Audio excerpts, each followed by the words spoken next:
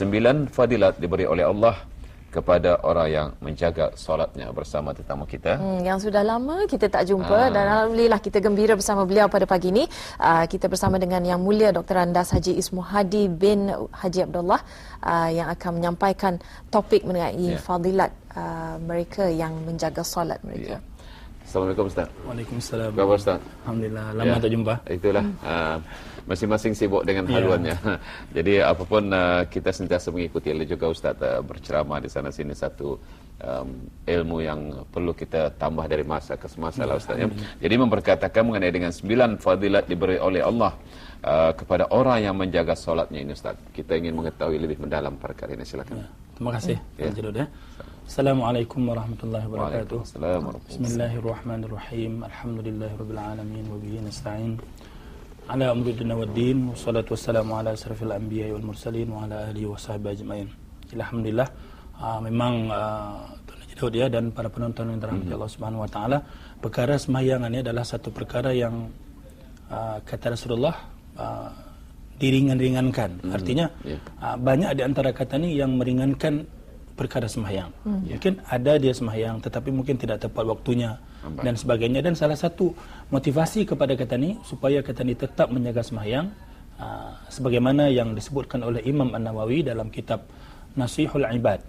Apa kata Imam An-Nawawi dan dituliskan oleh Imam An-Nawawi dalam kitabnya Nasihat Agama, yaitu 9 kemuliaan yang diberikan oleh Allah Subhanahu wa taala kepada orang yang menjaga salat. Arti menjaga salat itu tuan-tuan dan puan-puan udah penonton yang dirahmati Allah Subhanahu wa taala, kata ni menjaga waktu sembahyang, menjaga tata tertib salat.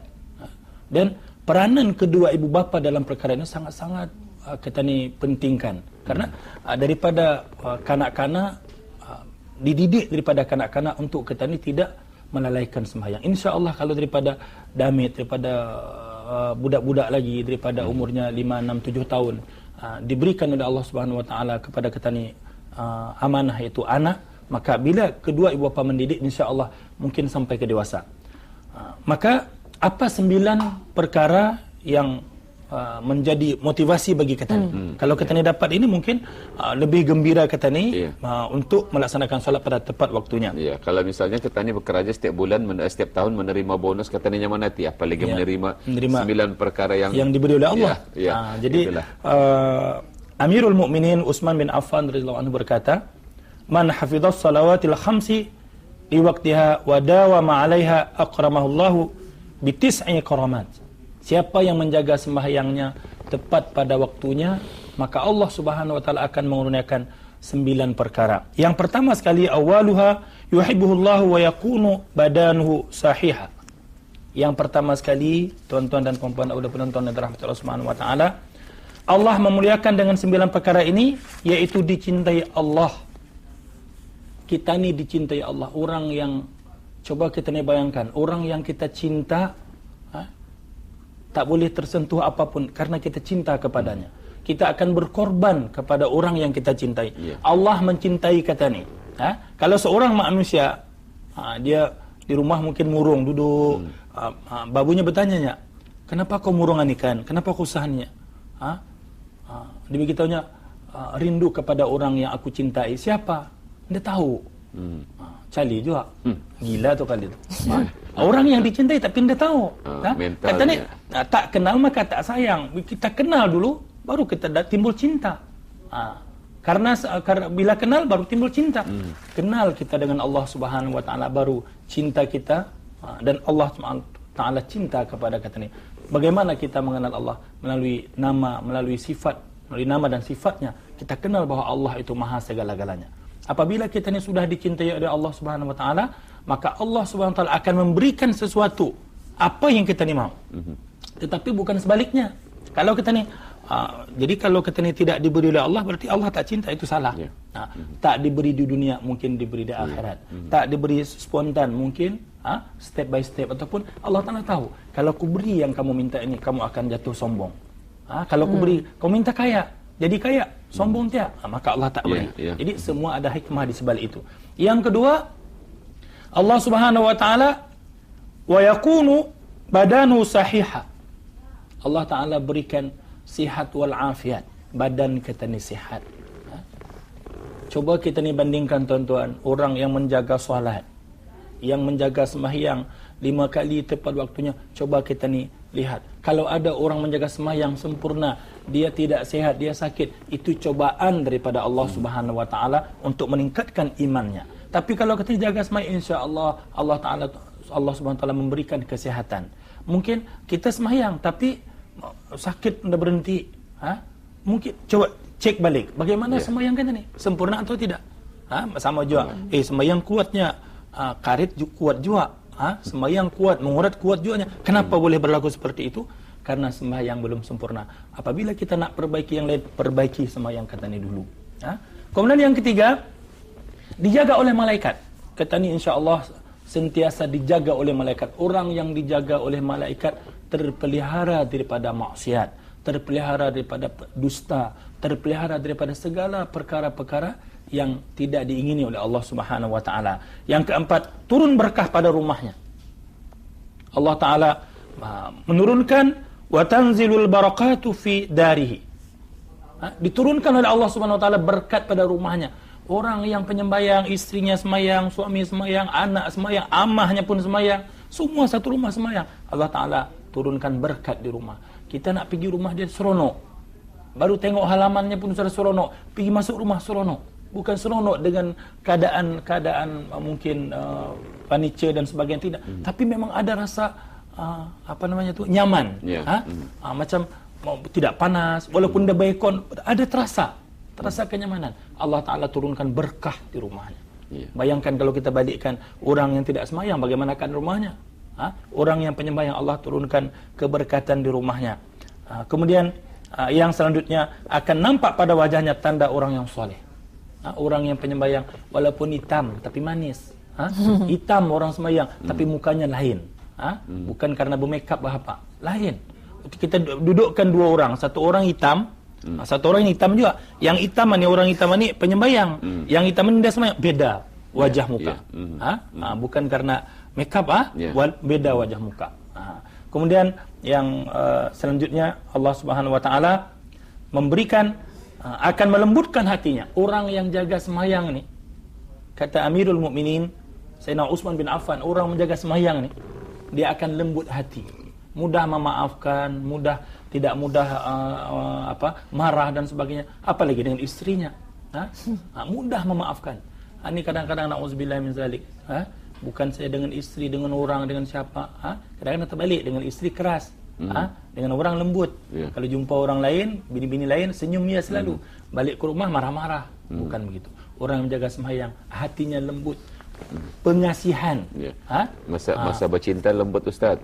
Bila sudah beranak 2-3, apa lagi? Sudah tu apa telefon. Sekejap saya bercakap tapi masa bercinta tu bergayat di telefon, Ustaz. Ataupun beritahunya, habis kreditku ni nya. Masa bercinta walaupun 30 beli lagi. Beli lagi, tambah lagi. Sedia lagi paket tu Coba tak hari ini kita sudah berumah tangga, coba tak. Kalau kan si istri pun sama, bila kan telefon jangan keras suara. Assalamualaikum bang, abang di mana? Jangan terus. Akhir juga kita balik tanya. Dan lainnya berditing tanya. Sudah tiap. Jadi ini nampak ada rahmat di dalam rumah tangga. Bila orang menjaga sembahyang, hatinya lembut. Istri pun lembut, suami pun lembut. Memang terasa. Kalau kita ni coba kita ni amalkan, memang terasa. Kemudian yang selanjutnya, akan melalui titian siratal mustaqim cepat seperti kilat. Kadzafil barqun, ya Nabi. Melintasi titian siratal mustaqim itu dalam hadis disebut oleh Nabi sallallahu alaihi wasallam 1500 tahun. Kita naik macam ini 500 tahun, mendatar macam ini 500 tahun, turun 1500 tahun. Ya Allah, Allah Subhanahu wa taala yang Maha mengetahui bagaimana kita ni kan melintasi titian siratal mustaqim. Tapi bagi orang yang menjaga salatnya, menjaga waktunya, menjaga rukun dan syaratnya, insya-Allah seperti kilat, zoom, terus tidak terasa.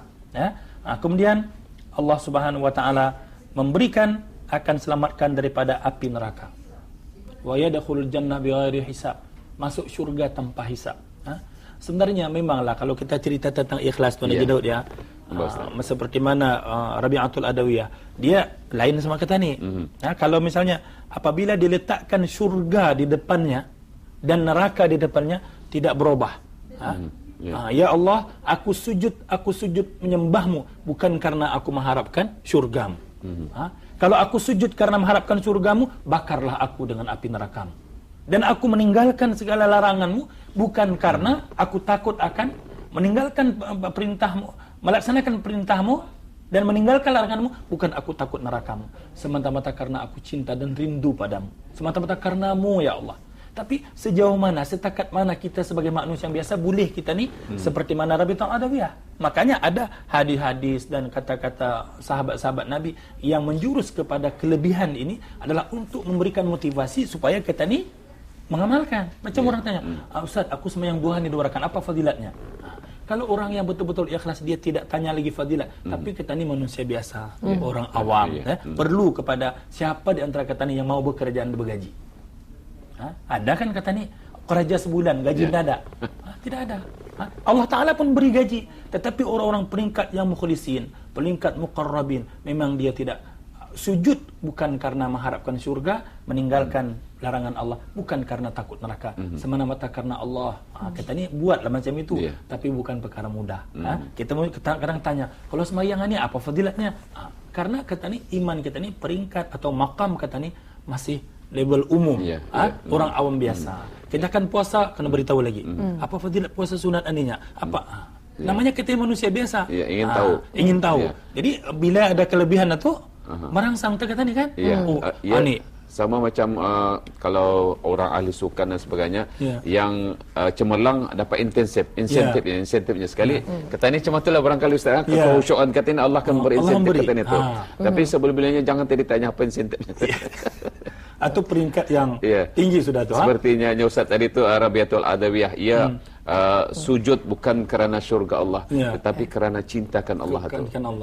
Keikhlasan itu begitu besar hingga tidak mengira apa ganjaran di sebaliknya. Jadi dalam kita menjalani kehidupan dan bagi mereka yang menjalankan tugas, ada kalanya terlalu sibuk sehingga apabila sedar-sedar waktu zuhur tinggal 10 minit 15 minit dan ketika sudah masuk rakaat kedua, sudah azan waktu asar pula. Macam mana kedudukan seumpama ini Ustaz? Inilah kerja itu wajib, tapi sembahyang itu wajib. Bila berjumpa wajib dengan wajib, kita tengok dulu. Wajib sembahyang ini tidak dapat dilalaikan.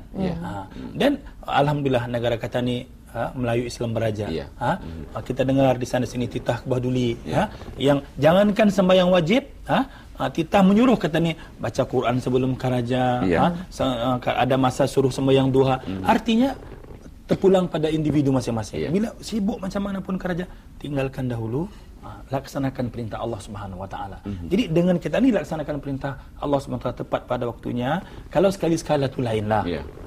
Siapa yang perfect sangat, kan seumur hidup anda pernah lambat sembahyang, dah. Tapi jangan jadikan habit atau kebiasaan. Kita sebenarnya diberikan kemudahan Ustaz ya. Islam itu fleksibel. Kalau misal katanya dalam perjalanan, katanya diberi sembahyang itu ada caranya, katanya jamak dan sebagainya. Jadi memang sebenarnya ada peluang-peluang katanya itu, Bang. Allah Taala tidak memberatkan umat. Jadi artinya terpulang pada kata ni. Di mana ada kemauan, di situ ada jalan. Dalam satu perkara Ustaz, ketani sembahyang selalu mungkin adakah ketani kurang khusyuk atau ketani diganggu oleh syaitan. Kadang-kadang lupa pada rakaat yang keberapanya. Macam mana lalai sembahyang lagi semula. Kalau orang Bahuri sembahyang lagi semula. Kadang-kadang mengangkat niatnya tu 2-3 kali. Jadi macam mana ada barangkali formula untuk ketani khusyuk dalam mengerjakan sembahyang. Jadi yang pertama sekali bila macam tadi kan ia lalai ada tiga perkara. Lalai daripada waktu yang sebenar, kemudian lalai daripada bilangan rakaat. Bila dia itu memang syaitan lah. Bila dia takbir, berapa ni 3 ke 4. Kalau kita ni Bahuri pun jangan rusakkan sembahyang. Kalau misalnya 3 ke 4, ambil yang 3. Ambil yang 3, walaupun itu yang rupanya 4, tapi kita yakin bahawa itu 3, bangun lagi sekali, tambah lagi 1, 4. Lepas tu sebelum kita ni salam kita sujud sahwi. Fil alamina innaka hamidum majid, kita sujud subhana man la yanamu wa la yashu. Kemudian duduk rabbighfir warham wa anta khairur rahimin, sujud lagi. Subhana man la yanamu wa la yasuhu. Dalam sujud itu kita bilakan sujud kita niat saja aku sujud sahwi karena lupa bilangan rakaat. Duduk lagi Rabbighfir warham anta khairur rahimin, kita salam. Jadi jangan kita rosakkan sembahyang. Jadi perkara ini memang berlaku karena mungkin kurang konsentrat. Jadi supaya formulanya yang pertama jangan sembahyang ketika masa suntuk.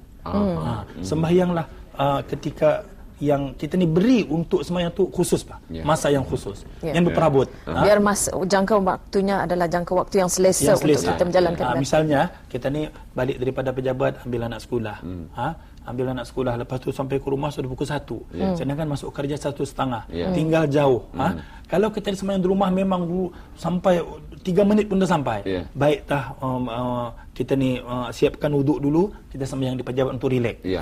Biar masa ini dah terburu-buru. Dah tergopoh-gapah. Jadi masa tergopoh-gapah itu pun dalam hadis disebutkanlah masa syaitan. Syaitan suka membuat orang tergopoh-gapah. Macam itu. Kemudian dari segi kita ni mengetahui maknanya, kita ni belajar makna, macam kita baca alhamdulillahirabbil alamin, segala puji bagi Allah, Tuhan seluruh sekalian alam. Jadi terus kita baca di mulut, hati terus bergerak. Kita belajar pelan-pelan. Kadang-kadang bila kita tanya apa makna Maliki Yaumiddin, orang dah tahu. Padahal anda perlu kita ni kan belajar bahasa Arab susah juga, lambat lagi kan. Baca buku yang ada terjemah saja, kita hafal itu pelan-pelan. Inna solati, apa maksudnya, wa nusuki wa mahyaya wa mamati lillahi rabbil alamin. Di mulut kita cakap, di dalam hati ditasdikkan oleh hati. Jadi tidak ada peluang kata ni untuk masuk yang lain-lain. Tapi perkara ini tidak mudah berangsur-angsur. Dalam keadaan mereka yang tidak khusyuk dan akhirnya menjadi was-was dan saya masih ingat ada nasihat yang berhormat Pin Mufti mengatakan ini bukan mereka yang bermain dengan syaitan yang bermain dengan mereka yang bermain dengan syaitan. Jadi perlu dielakkan. Mungkin dapat diingatkan zikir-zikir tertentu bagi mengelakkan rasa was-was ini. Jadi sebelum kita nak sembahyang, masa kita berkaut kita ni sudah berniat kan. Lepas tu masa kita sebelum sembahyang kita ni baca ta'awuz atau qul a'udzu birabbin nas. Kita baca tu, kita beristighfar, kita berdiri dengan betul dan kita elakkanlah kalau kita ni sembahyang di rumah macam perempuan, elakkan di depan kita ni tu ada gambar-gambar yang tertentu supaya mata kita ni tidak melihat kepada perkara yang tu. Karena bila lihat mata ikut ke hati. Jadi makanya disunatkan kita ni bila kita sembahyang mata arah sujud. Jangan lihat ke sana kemari supaya memberikan kita ni ketentraman, tidak terfikir kepada yang lain. Tapi satu perkara Ustaz, kadang-kadang kata ni imam ni membaca ayat-ayat yang panjang, kata ni baca Fatihah habis lepas tu yang baca ayat begitu panjang mungkin. Jadi untuk menunggu dan surah yang asing, jadi makmum kurang dapat menghayati, jadi akhirnya fikiran melayang-layang. Kalau sembahyang berjamaah, insya-Allah kita ni bila pikiran kita balik lagi semula. Makanya fadilat sembahyang berjamaah itu banyak. Sebab macam orang yang menjual durian. Menjual durian sebiji dengan satu bakul lain. Kalau kita ni membeli durian sebiji, kita akan pilih mana yang terbaik. Tapi kalau satu bakul durian itu entah 200 biji satu bakul, berapa? Mana dijual biji? Borong satu bakul berapa? 200. Mungkin dalam bakul itu ada yang kena gigit tupai, ada yang buruk sedikit, campur semua sekali RM200. Begitu juga sembahyang berjamaah. Bila kita ni sembahyang dengan berjamaah, dia bukan dikira seorang-seorang tu. Borongan. Kalau imamnya khusyuk, insya-Allah kata ni pun khusyuk. Imam dah khusyuk, ada seorang di antara kita khusyuk, kata ni pun ikut khusyuk. Adakah dibolehkan dalam masa sembahyang itu sementara menunggu imam membaca surah itu, kata ni macam dalam hati itu menyebut nama Allah dan berwirid apa segalanya Jangan. daripada angan-angan Ustaz? Jangan. Karena kalau kita sembahyang itu as-salatu lidzikri. Sembahyang itu memang sudah mengingat Tuhan. Jadi kita ni masa kita ni mendengar imam membaca tu, kita ikut ayat yang dibaca. Kita ikut apa yang dibacanya. Kalau kita faham artinya, kita ikut artinya. Jadi jangan kita tambah-tambahkan, nanti kita beristighfar pula lagi sembahyang. Sedangkan sembahyang itu sudah zikir kepada Allah Subhanahu wa taala. Perkara itu boleh, tetapi dia step by step. Insya-Allah bila kita buat macam secara perlahan-lahan, insya-Allah satu masa kita ni akan dapat sembahyang khusyuk dan berdoa. Baiklah, kesimpulannya Ustaz.